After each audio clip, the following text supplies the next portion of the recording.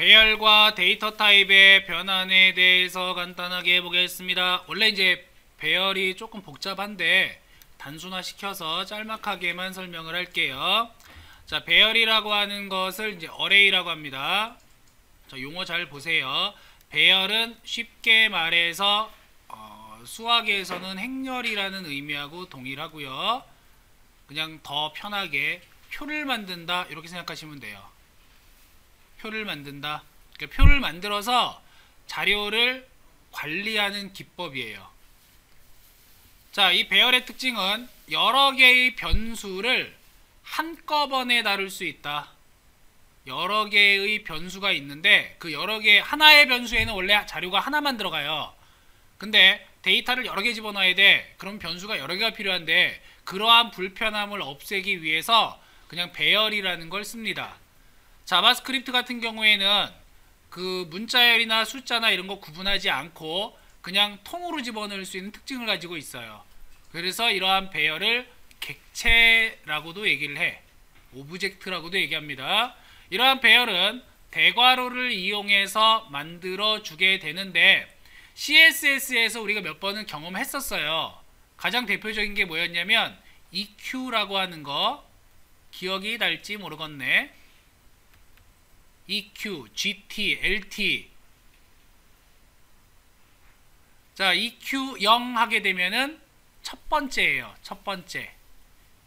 다시 말해서 데이터를 구분할 때 쉼표로 자료를 집어넣게 되는데 첫 번째 자료를 0번으로 번호를 매깁니다. 0부터 시작해요. 무조건. 자, 요 내용이 굉장히 중요해. 배열의 맨 앞에 있는 요소는 0이다.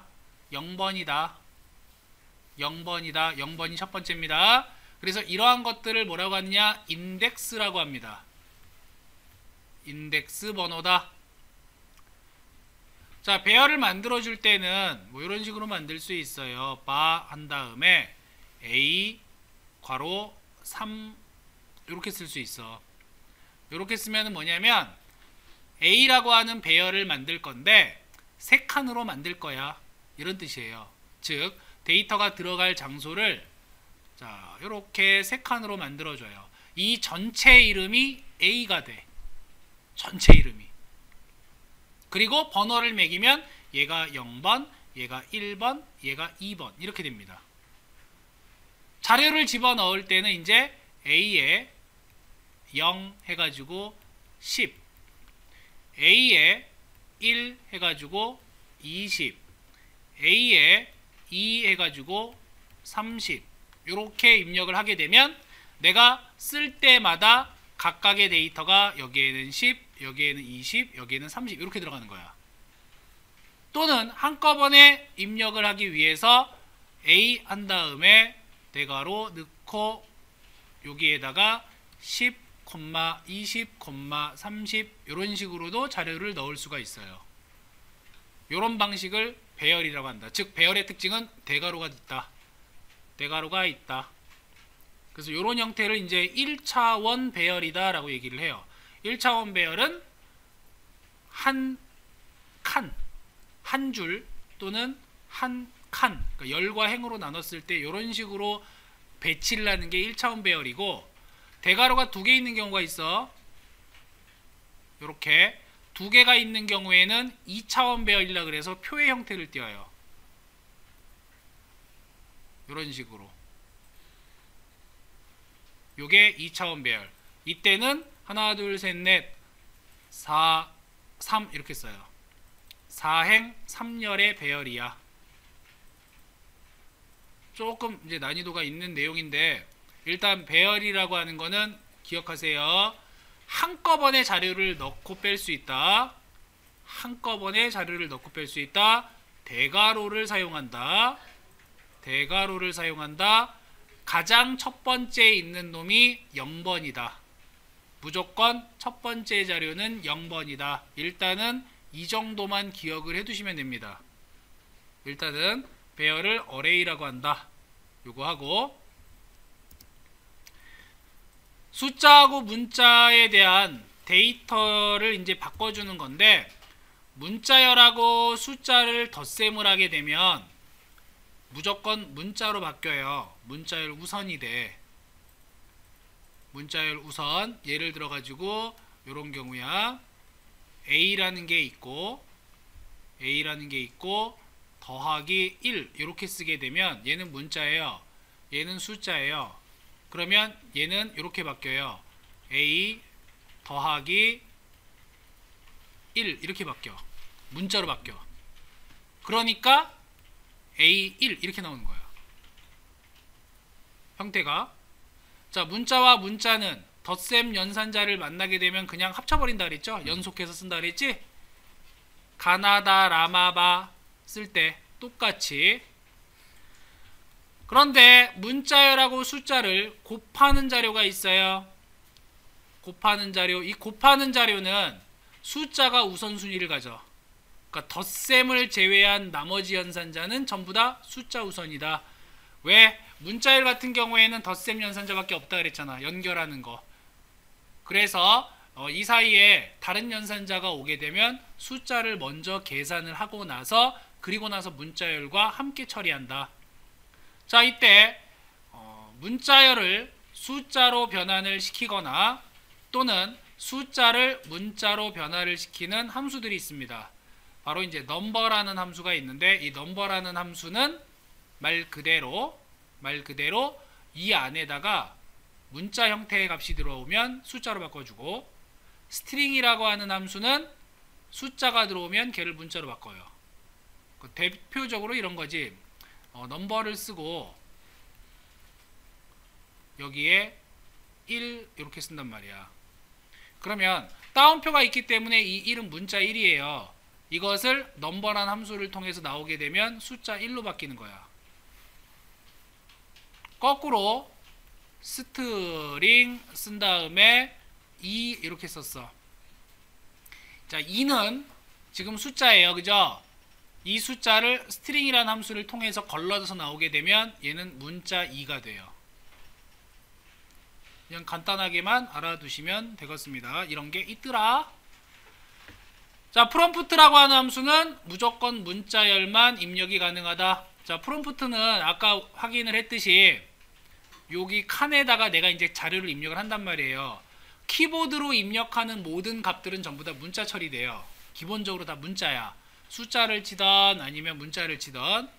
그렇기 때문에 숫자를 입력한다 하더라도 전부 다 문자열 자료형으로 출력이 되니까 숫자로 바꾸고 싶으면 넘버라는 함수를 이용해서 바꿔치기 해줘라 라는 뜻이 되고, 자바스크립트는 복소수, 다시 말해서 허수를 지원하지 않습니다. 실제 존재하지 않는 수는 이건 아니야, 숫자 아니야 라고 얘가 인식을 해버려. 그래서 난이라는 걸로 표시가 되는데, 자, 이 난은 not a number의 뜻이에요.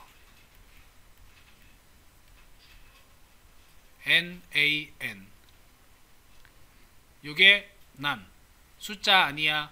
자, 루트 마이너스 3 같은 경우에 복소수잖아, 그지? 복소수죠. 이러한 복소수 같은 경우에는 숫자로 인식 안 합니다. 허수는 실제 존재하는 수만 숫자로 인식을 한다라는 것만 그냥 간단하게 알아두세요. 또는 이제 불리언 함수가 있는데요. 이 불리언 함수는 당연히 논리값으로, 어떤 자료값을 논리형 값으로 바꿔줄 때 사용하는 함수다. 자, 0이나 난이나 작은 따옴표 널. 자, 널이라고 하는 거는 자료가 없는 상태를 얘기합니다. 비어있는 상태. undefined, 정의되지 않았다란 얘기죠. 요런 것만 false로 변환을 해주고, 이 위에 5가지를 제외한 모든 경우는 다 true로 바뀌어요. 요런 형태만 false, 나머지는 true. 대신에 작은 따옴표가 들어간 0이나 또는 작은 따옴표가 있는 false 같은 경우에는 여기 작은 따옴표 있죠, 문자열이죠. 그러니까 얘는 true. 요럴 때는 문자열은 true. 자, 조건문에서 논리부정 연산자를 사용을 하게 되는 경우나 조건문에서는 이제 불리한 자료형으로 자동으로 바뀌게 됩니다. 이거는 조건문 파트에서 조금 더 확인을 해야 될 내용이고, 추가적으로 이제 일치연산자라는 게 있어요. 일치연산자 같은 경우에는 등호가 이렇게 3개 들어가요. 요 3개는 뭐냐, 데이터가 자동으로 이렇게 변화가 되는데 이거를 확실하게 해주기 위해서 아예 데이터의 형태까지 판단을 하는 거야. 그러니까 이런 거죠. 1과 문자열 1이야. 엄연히 말하면 얘네들은 달라요. 두 개가 숫자 1과 문자 1은 달라. 숫자 1과 문자 1은 다릅니다. 이 다른데 얘네들이 조건식에 의해서 막 들어오고 나면은 이러한 문자열이 숫자로 변환되는 경우가 있어. 이제 그럴 때 구분을 확실하게 하기 위해서 등호를 이렇게 3개를 써버려요. 그러면 데이터 타입까지 완전히 확인을 해서 두 개가 서로 다르다라고 판단을 해. 이 결과는 false가 돼요. 이 결과는 그냥 단순하게 어떠한 결과값에 의해서 숫자와 문자가 있으면 이 중에서 조건식이다 그러면 이 문자는 자동으로 숫자로 바뀌어가지고 확인이 되기 때문에 이때는 true가 된단 말이야. 약간의 차이점이 있어요. 물론 이것도 지금 조건이라고 해서 뭐 다 이런 건 아니야. 상황에 따라서 변할 수가 있는 것이기 때문에 어떠한 경우는 여기 문자가 숫자로 바뀌기도 하고 어떠한 경우는 숫자가 문자 형태로 인식이 되기도 해요.